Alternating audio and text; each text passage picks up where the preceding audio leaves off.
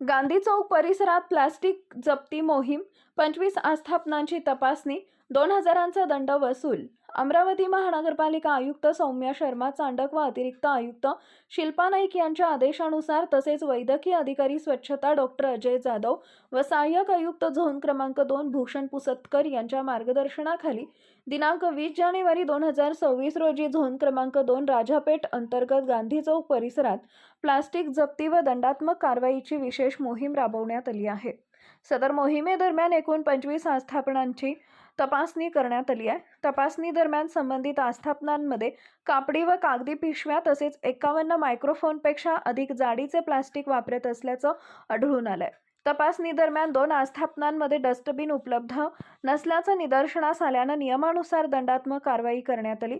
यामध्ये नरेश कुकरेजा यांना 1,000 रुपये, सोनू ट्रेडर्स यांना 1,000 रुपये दंड असे एकूण 2,000 रुपये इतका दंड वसूल करण्यात आलाय. सदर मोहिमेत प्लास्टिक निर्मूलन नोडल अधिकारी विनोद टांक, स्वास्थ्य निरीक्षक धनीराम कलोसे, मनीष हडाले, शक्ती पिवाल व शैलेश डोंगरे उपस्थित होते.